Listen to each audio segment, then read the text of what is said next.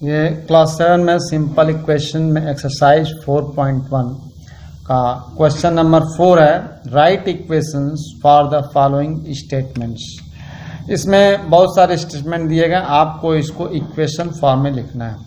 तो पहला क्या है, तो the sum of numbers x and 4 is 9। कह रहा कि x और 4 को जोड़ा जाए, ऐड किया जाए तो 9 आता है। इसको इक्वेशन फॉर्म में लिखना है, तो इसको आप लिख सकते हैं x plus 4 is equal to 9। बहुत सिंपल है ये, x plus 4 is equal to 9। इसी तरह सेकेंड है 2 सब्ट्रैक्टेड फ्रॉम y इज 8। तो इसको लिखना हो तो 2y में से 2 को घटाने पर 8 आता है, यानी y में से 2 सब्ट्रैक्ट करेंगे, मतलब y minus 2 is equal to 8। इसी तरह थर्ड पार्ट है 10 टाइम्स a इज 70। तो 10 टाइम्स a माने a का 10 गुना, a का 10 गुना कितने के बराबर, 70 के बराबर, 70 के बराबर, यानी 10 इंटू a 10 होगा इक्वल टू 70 लिख देंगे। ऐसा ही फोर्थ है the number b divided by 5 give 6। इसका मतलब होगा कि b में 5 से भाग करने पर, डिवाइड करने पर 6 आता है। तो हम लिखेंगे b डिवाइडेड यानी अपॉन 6 लिख देंगे, तो यह b डिवाइडेड बाई 5 अपॉन 5 लिख देंगे, b अपॉन 5, तो यह 6 के बराबर होगा।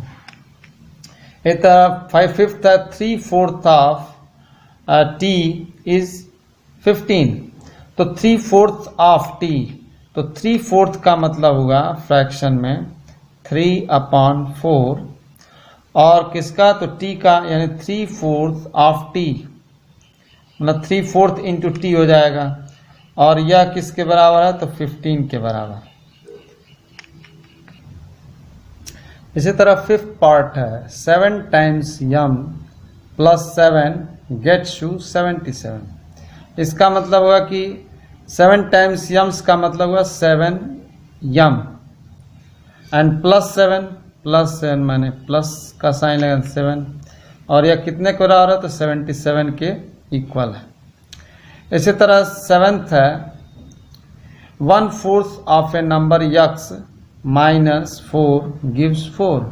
तो 1/4 का मतलब होगा 1/4 ऑफ ए नंबर x मतलब इंटू x एंड माइनस 4 यानी माइनस का साइन लगाएंगे 4, तो यह कितने के बराबर होता है, तो 4 के इक्वल होता है।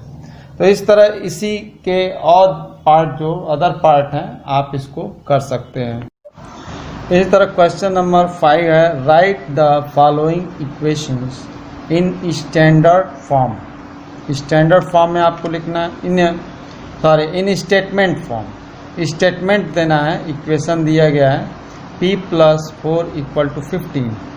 तो इसको आपको स्टेटमेंट फॉर्म में लिखना है। तो इसके लिए p प्लस 4 यानी p में 4 को ऐड करने पर हमको 15 मिलता है, यानी हम लिख सकते हैं the sum of p and 4 is 15। ऐसा हम स्टेटमेंट फॉर्म में लिख सकते हैं। इसी तरह सेकेंड पार्ट है m माइनस 7 इक्वल टू 3, यानी हम इसको लिख सकते हैं if 7 is subtracted from m we get 3। मतलब यदि 7 को m में से सब्ट्रैक्ट किया जाए तो हमको 3 प्राप्त होता है, we get 3।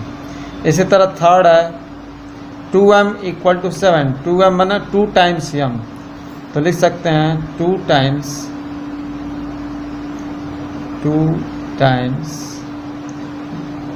Of a number m is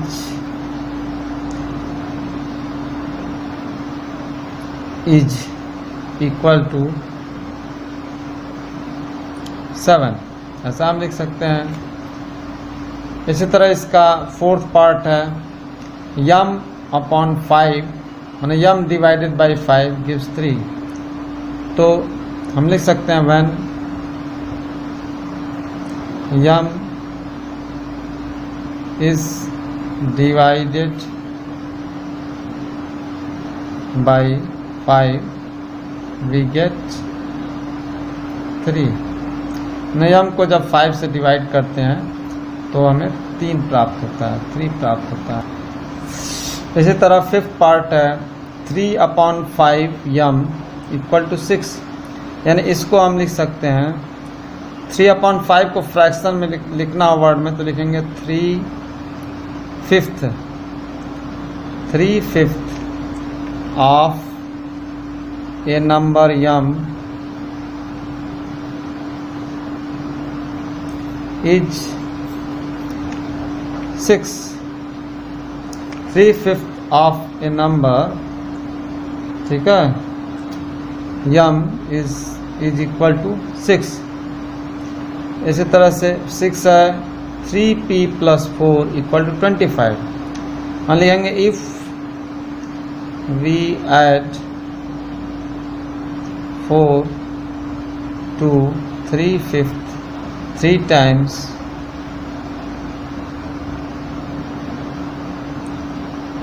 p, a number p, we get 25। तो इस तरह से अदर पार्ट भी आप स्टेटमेंट लिख सकते हैं। तो इसी एक्सरसाइज का क्वेश्चन नंबर 6 है setup an equation in the following cases. तो इसका फर्स्ट पार्ट है Irfan says that he has 7 marbles more than 5 times the marbles Parmit has. Irfan has 37 marbles। तो ये स्टेटमेंट दिया गया, आपको इसके लिए एक इक्वेशन बनाना है, ठीक है। तो जैसा यहाँ ब्रैकेट में भी दिया गया है कि take m to be the number of marbles Parmit है, इसमें यह संकेत दिया गया है कि मान लीजिए परमिट के पास यम मार्बल है।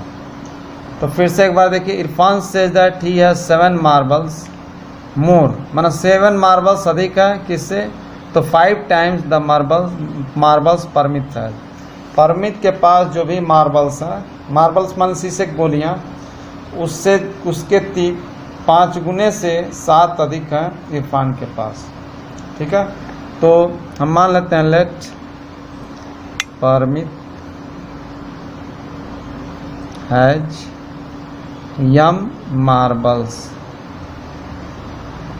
मान लेते हैं परमिट के पास जो है यम मार्बल है। तो देयरफॉर इरफान के पास कितने होंगे, therefore Irfan has marbles equal to, तो कितना है, तो कह रहा है 7 marbles more than 5 times marble Parmit है। तो यम परमिट के पास मार्बल्स हो गए, तो इसका 5 टाइम्स कितना होगा, तो 5 इंटू यम 5m हो जाएगा, m का 5 टाइम्स, एंड प्लस 7 ज़्यादा हैं यानी +7 हो गया। तो यही इरफान के पास मार्बल की संख्या होगी 5m + 7, ठीक है। इसका सेकंड पार्ट है Lakshmi's father is 49 years old. Lakshmi के पिता की आयु 49 साल है, वर्ष है। He is 4 years older than 3 times Lakshmi age. वह लक्ष्मी के एज के 3 गुने से 4 साल अधिक हैं, ठीक है। तो हमको लक्ष्मी के पिता की आयु बतानी है, इक्वेशन सेटअप करना है। तो मान लेते हैं कि यहाँ ब्रैकेट में दिया take Lakshmi's age to be y years. तो यहाँ लिखेंगे let Lakshmi's age equal to y years, ठीक है, ईयर्स। तो देयरफॉर लक्ष्मी's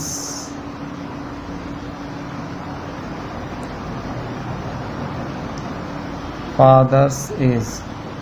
तो क्या करा है कि 4 years older than 3 times लक्ष्मी's age। तो 3 times लक्ष्मी's age क्या होगा, तो ये 3y हो जाएगा, 3y, क्योंकि लक्ष्मी का एज y है और 4 साल अधिक है यानी +4।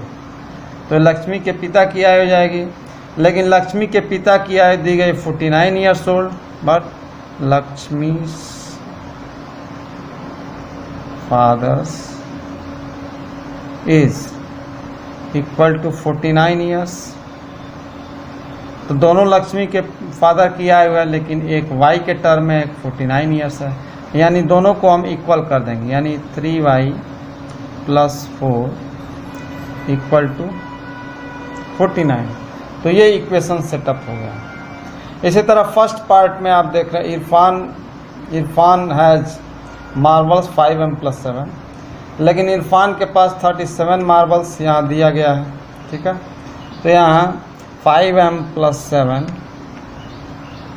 इक्वल टू यहाँ 37 लिख देंगे, क्योंकि इरफान के पास जो मार्बल्स संख्या में है वो 37 के बराबर है, ठीक है। इसको आप इसको भी नोट कर लेंगे।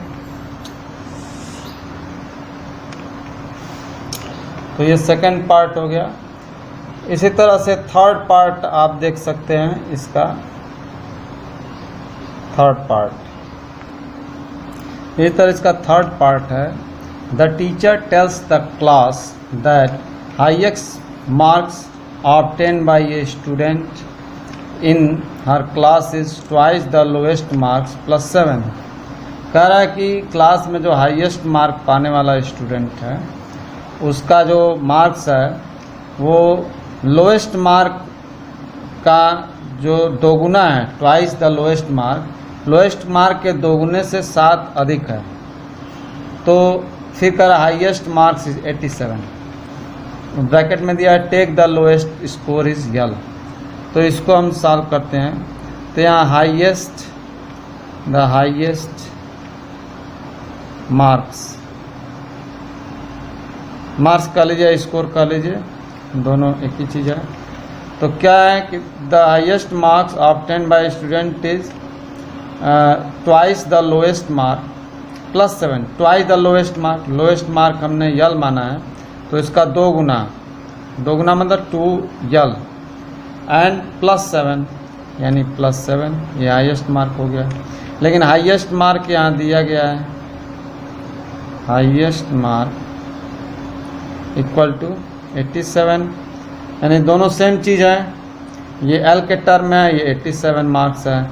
तो देयरफॉर हम लिख सकते हैं 12 + 7 इक्वल टू 87, 12 + 7 इक्वल टू 87।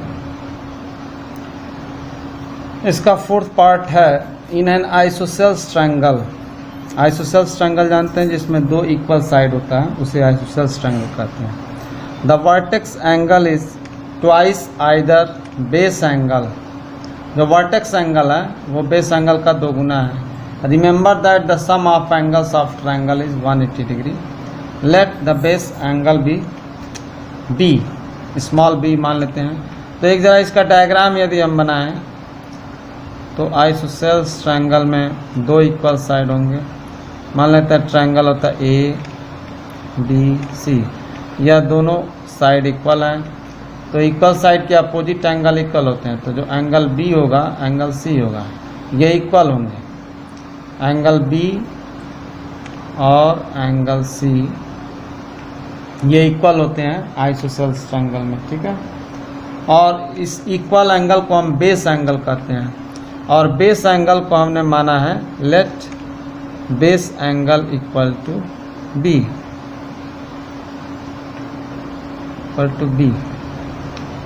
ठीक है। तो इसको हमने यदि स्मॉल लेटर b मान लिया तो दोनों b का होगा। और ये जो है ये वर्टेक्स एंगल है, ये वर्टेक्स एंगल, ये बेस एंगल है, बेस एंगल, ये दोनों जो है बेस एंगल है, ठीक है।